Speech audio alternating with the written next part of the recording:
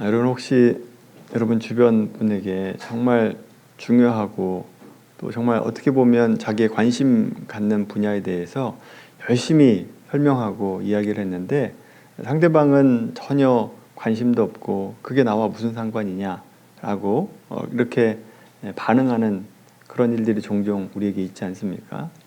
뭐 예를 들면 뭐 아내나 여자친구가 남편에게 또 남자친구에게 얼굴 커버가 잘 되는 화장품에 대해서 열심히 설명을 할 때, 아니면 여자친구나 아내에게 뭐 야구나 축구 경기에 대해서 그 결과에 대해서 이 얼마나 중요한 경기였는지 열심히 설명을 했는데 듣는 상대방은 그게 무슨 큰일이냐, 그게 나와 무슨 상관이냐, 뭐 이런 반응을 보일 때가 우리에게 종종 있죠.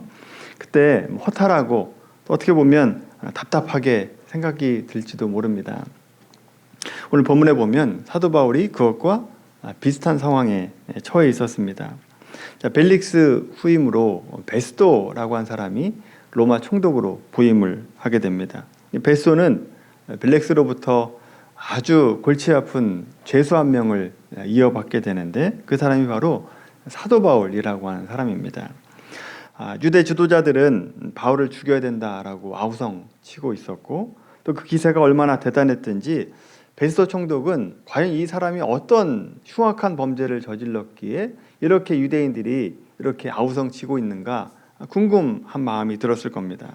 그런데 막상 사건을 들여다보니까 베스도 눈에는 모든 소동이 시시하게 보였을 뿐이다 라고 하는 겁니다. 19절 말씀 보시면 베스도 총독이 아그리빠 왕에게 이 사건에 대해서 브리핑하며 이렇게 말을 하는 겁니다. 19절 말씀 같이 읽겠습니다. 시작. 오직 자기들의 종교와 예수라 하는 이가 죽은 것을 살아있다고 바울이 주장하는 그 일에 관한 문제로 고발하는 것뿐이라. 아멘. 쉽게 말하면 제가 보니까 이 사람들이 고발하는 내용이 무슨 살인이나 어떤 절도나 어떤 그 반역의 일이 아니라 자기들의 종교에 관한 문제더라. 예수라고 하는 분이 죽었다가 살아났다라고 하는 그 문제를 가지고 지금 이렇게 싸우고 있고 죽어야 된다라고 얘기하고 있더라라고 생각을 했던 겁니다. 베스도가 세상의 권력과 성공을 목적하는 베스도 입장에서는 예수 그리스도의 부활이 그냥 해묵은 종교 논쟁에 불과하고 미신에 불과해 보였다라고 하는 것이죠. 중요하게 생각하지 않았던 겁니다. 여러분은 어떻습니까? 여러분은 부활에 대해서 어떻게 생각하고 계십니까? 죽었다가 다시 살아났다. 그 예수님이 그렇게 하셨다라고 한 이야기가 여러분에게 중요한 문제입니까? 아니면 사소한 문제이고 나와 상관없는 문제입니까? 여러분 세상의 눈으로 보면 이 부활이라고 하는 것은 사소한 이야기로 보이고 전혀 나와 상관없는 이야기로 들리게 되죠. 그들에게 중요한 것은 먹고 살기 바쁜 이 시대에 뭘 해야 먹고 살 것인가, 또 어느 주식이 상한가를 치고 있는가, 또 어느 땅을 사야 땅값이 오르는가, 어디가 아파트값이 오르는가, 이런 거에만 관심을 갖지 2000년 전에 한 청년이 죽었다가 살아난 그 사건이 전혀 자기에게 관심이 없는 얘기다라고 하는 거죠. 공허하게 들립니다. 하지만 그 사소한 문제 때문에 지금 바울이 목숨 걸고 재판받고 있는 거 아니겠습니까? 그 사소한 문제 때문에 여러분들이 지금 이 자리에 앉아 있는 거 아니겠습니까? 여러분 오늘 우리도 이 질문 앞에 서야 됩니다. 이 질문 앞에 여러분 스스로를 한번 질문 앞에 서서 물어봐야 된다라고 하는 거죠. 나의 신앙은 어디에 서 있는가라고 하는 겁니다. 예수님의 부활이 내 삶의 전부다라고 생각하는 바울의 자리에 여러분이 서 있는가? 아니면 단지 예수 그리스도의 부활은 나와 상관이 없다라고 얘기하고, 아니면 사도신경 외울 때 그 잠깐 고백하는 것 외에 내가 부활과 전혀 상관이 없는 삶이다라고 생각하고 있지 않은가? 베스도의 자리에 있지 않은가? 생각해 보셔야 된다라고 하는 거죠.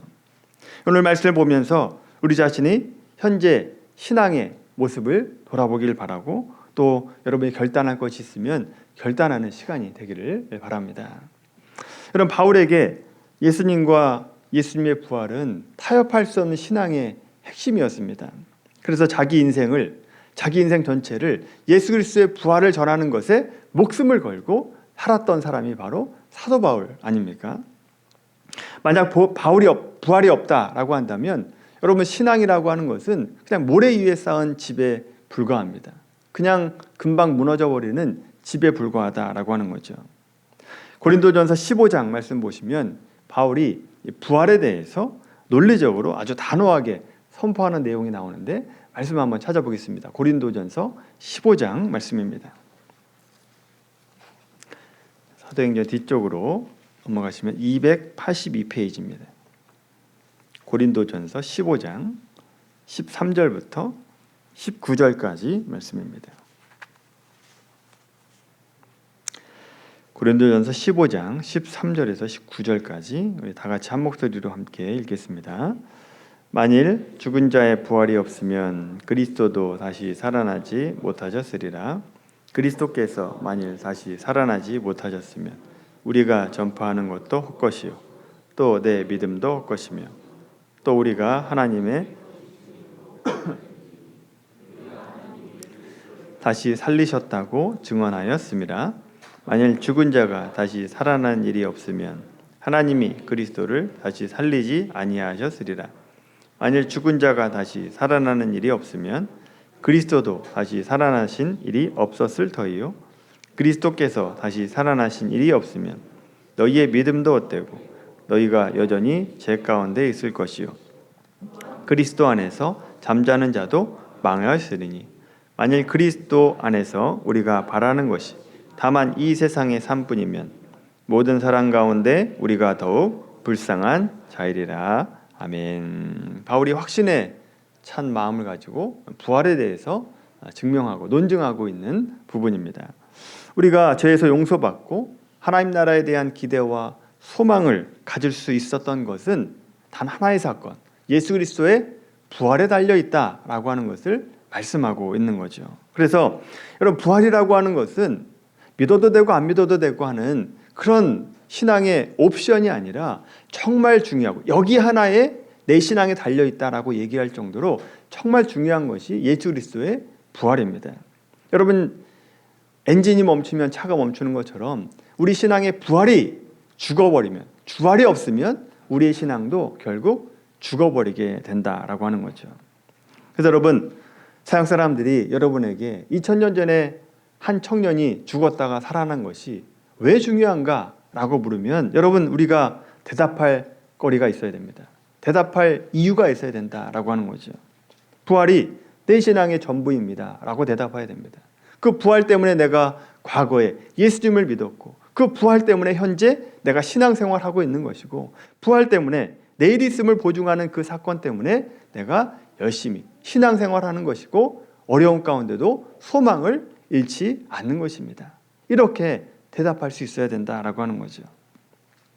이 세상의 삶이 끝이 아니라 영원한 나라가 있고 영원한 삶이 있다라고 하는 것을 보여주는 약속, 그 약속이 예수 그리스도의 부활이다라고 하는 것이죠.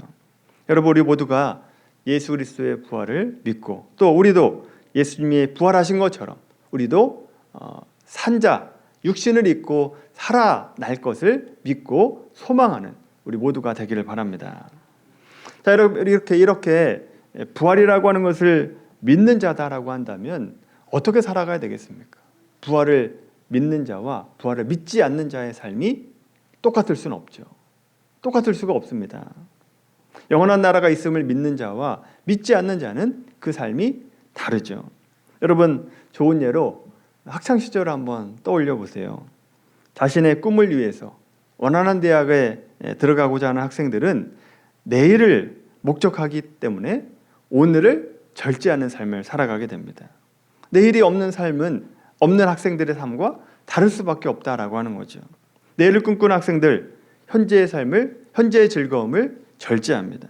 친구들은 PC방 가고 노래방 가고 또 술 먹고 담배 피고 수업 시간에 딴짓하고 잠을 자고 그러는 그때에 주변 사람들이 그 학생들을 보고 공부벌레다, 범생이다라고 놀리는 한이 있더라도 그 모든 것을 절제하고 공부에 올인 했다라고 하는 거죠.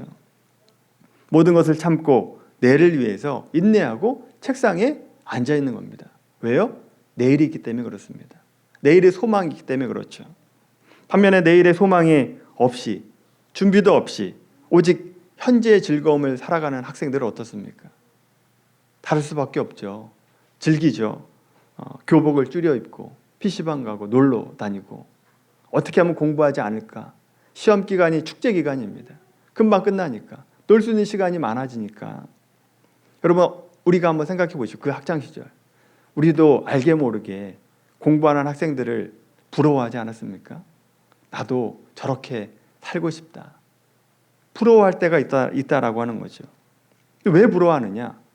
과거 소망이, 미래의 소망이 흐려지기 때, 내가 어디 대학을 가야 되고 내가 커서 뭘 해서 하나님께 영광 올려드리냐라고 하는 것이 흐려지고 없어질 때, 그 노는 친구들이 부러웠다라고 하는 겁니다.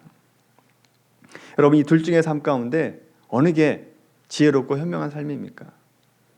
지금 열심히 노는 학생들이 현명한 겁니까? 아니면 미래를 위해서 절제하고 공부를 열심히 하는 학생들이 지혜로운 겁니까?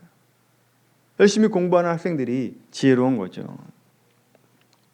여러분, 우리가 조금만 정신 차리면, 공부 학창 시절에 조금만 정신 차리면 현재의 고통이 내 미래를, 좋은 미래를 약속한다라고 하는 것을 얼마든지 볼 수 있지 않습니까? 근데 그걸 못 본다고요. 그 학생 때는 못 봅니다. 근데 여러분, 세상 사람들이 그래요. 세상 사람 삶이 그렇습니다. 그들에게는 이 세상이 전부입니다. 내일이 없어요. 영원한 생명이 없기 때문에 지금 이 땅에서 얼마나 많이 누릴 것인가, 그것만 목적하며 살아가는 거죠. 더 많은 돈, 더 많은 지위, 더 많은 권세, 쾌락, 이런 것들을 추구하며 살아간답니다. 그렇게 살아가는 것 때문에 여러분, 우리가 볼 때 부러워할 때가 있어요. 그것을 부러워할 때가 있다고요. 그러나 그 삶은 내일이 없는 삶이다라고 하는 것을 기억해야 됩니다. 소망이 없는 삶이다라고 하는 것을 생각해야 된다라고 하는 거죠. 그렇다면 우리 그리스도인들은 세상 사람들의 삶을 볼 때 넋놓고 있을 것이 아니라, 침 흘리면서 볼 것이 아니라, 부러워하는 것이 아니라 다시 한번 내 안에 있는 부활의 소망을 다시 한번 확인하고 그 소망을 붙드는 것이 필요하다라고 하는 것이죠. 여러분, 여호수아 7장 말씀 한번 찾아보겠습니다. 여호수아 7장 말씀, 구약 성경입니다. 327페이지, 구약 성경 327페이지, 여호수아 7장 16절에서 21절까지 말씀입니다. 세상을 보는 자와 하나님을 보는 자의 삶이 어떻게 다른가, 또 세상의 눈을 팔리게 되면 어떤 삶을 살게 되는가라고 하는 것을 보여주는 대표적인 예입니다. 여호수아 7장 16절부터 21절까지 아간의 범죄에 대해서 말씀하고 있는데 같이 읽겠습니다. 시작.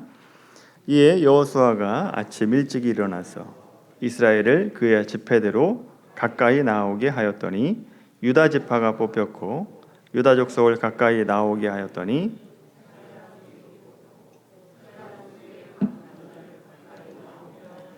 삽디가 뽑혔고, 삽디의 가족 각 남자를 가까이 나오게 하였더니 유다 지파 세라의 증손이요 삽디의 손자요 갈미의 아들인 아간이 뽑혔더라.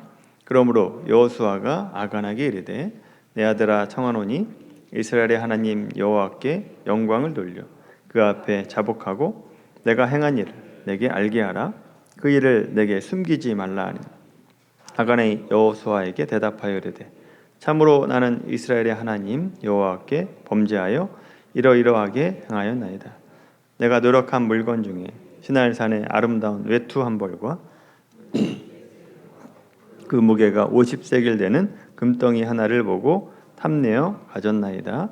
보소서, 이제 그 물건들을 내 장막 가운데 땅속에 감추었는데 은은 그 밑에 있나이다 하더라. 아멘.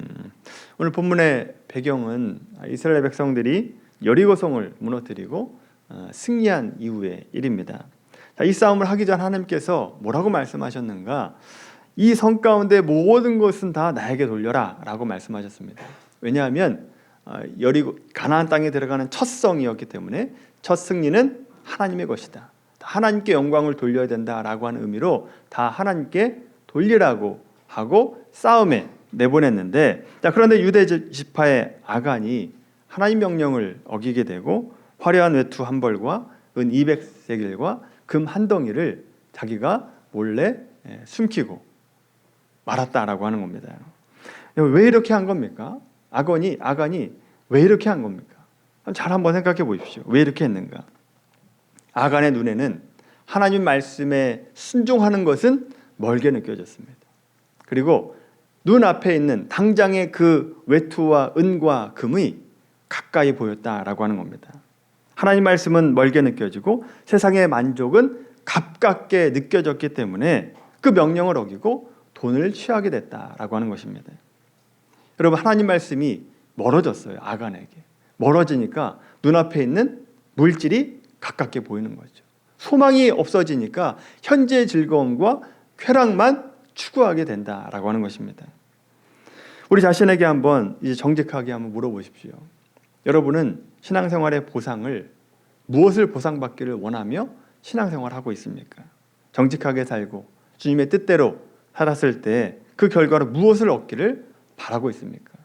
물론 하나님 뜻대로 살아가면 하나님의 보호하심과 인도하심이 당연히 있습니다만, 그렇다고 세상의 성공과 경제적인 안정과 자녀가 대학에 합격하고 사람들의 인정받는 것이 보장된 것은 아닙니다. 그게 당연히 따라오는 보상은 아니다라고 하는 것입니다. 만약 우리가 세상적인 성공을 추구하고 그것만 바라보고 살아간다라고 한다면 우리의 믿음이 있다라고 하지만, 말로는 그렇게 하지만 사실 아간처럼 세상의 보상을 추구하는 삶이 된다라고 하는 겁니다. 지금 당장은 아간처럼 행동하지 않을지라도 언젠가는 아간처럼 행동할 수 있다라고 하는 것이죠.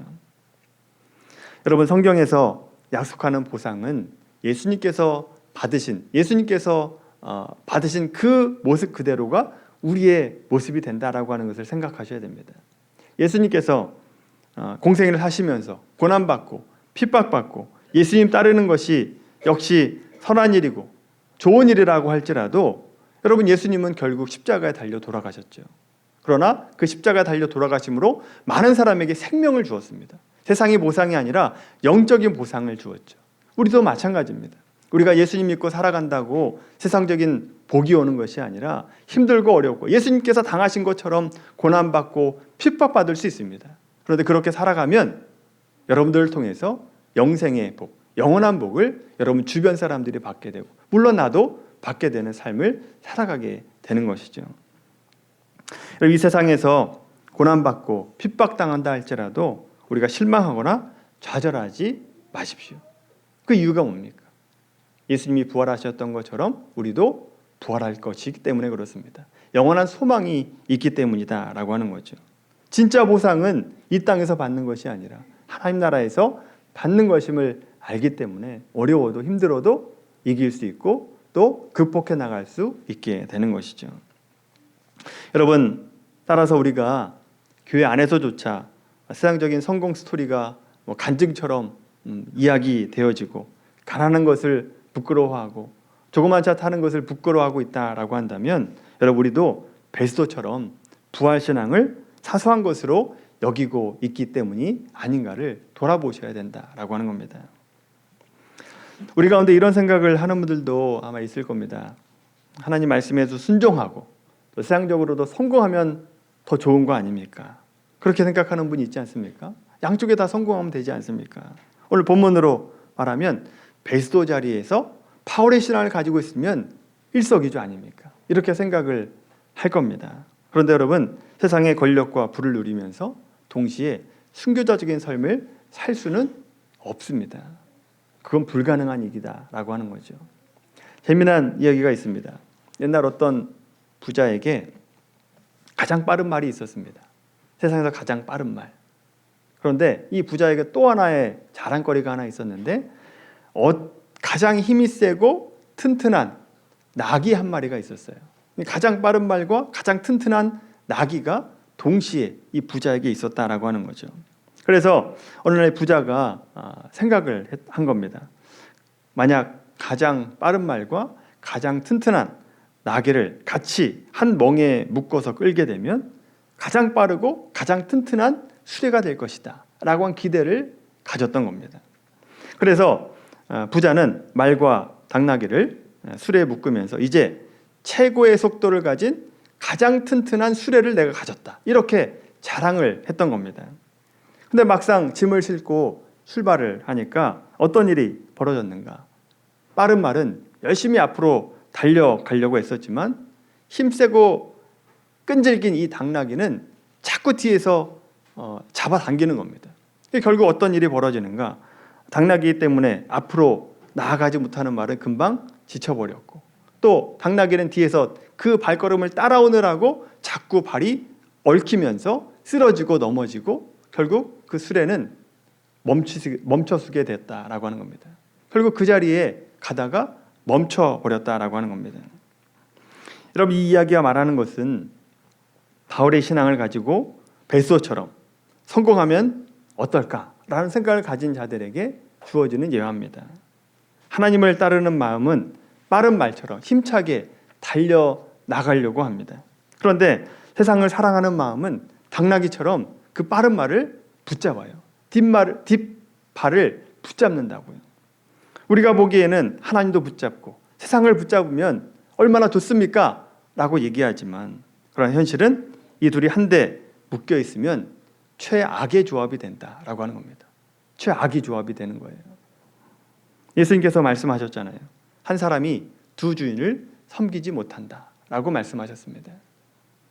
베스도의 세상적인 가치관과 바울의 신앙을 섞으면 세상에서 성공한 바울이 되는 것이 아니라 죄수로 갇힌 베스도가 되는 겁니다. 감옥에 갇힌 베스도가 되는 거예요. 세상의 가치관을 가지고 신앙생활을 하려니까 신앙도 실패하고 삶에서도 답답한 감옥처럼 느껴지게 되는 것이죠. 따라서 여러분, 우리가 세상의 눈을 부러운 눈으로 보지 않게 되기를 바랍니다. 그들의 기쁨과 즐거움은 곧 끝날 겁니다. 한순간이다 라고 하는 거죠.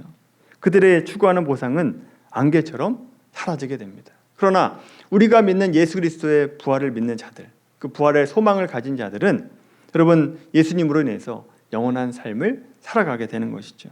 예수님께서 부활하셨던 것처럼 우리도 예수님의 부활에 동참하게 되는 영광을 얻게 되는 것입니다. 비록 세상이 우리를 이해하지 못하고 조롱할 때 예수쟁이다 라고 이야기할지라도 여러분, 참으셔야죠. 이겨내셔야죠. 미래의 소망이 있기 때문에, 미래에 우리에게 주신 영광이 있기 때문에 참아내고 인내해야 되는 것입니다. 바울은 사도행전 26장 29절에 보시면 아그리빠 왕 앞에서 이렇게 외칩니다. 내가 오늘 이렇게 결박된 것 외에는 여러분들이 다 나와 같이 되기를 원합니다. 이렇게 결박된 것 외에는 예수님의 부활, 소망을 가지고 있는 나처럼 여러분들도 되기를 원합니다. 이렇게 강력하게 외칩니다. 얼마나 위대한 자신감이고 영광스러운 모습입니까? 오늘 이 예배당에 나설 때 여러분, 세상이 감당할 수 없는 부활의 소망을 가슴에 품고 살아가시고, 또 바울과 같이 당당함을 가지고 살아가서 여러분, 부활의 소망을 잊지 말고 이 땅에 살아갈 때 부활을 가진 자가 어떻게 다른 모습을 가지고 살아가는가를 여러분의 삶으로 보여내는 우리 모두가 되기를 예수님의 이름으로 간절히 축원합니다.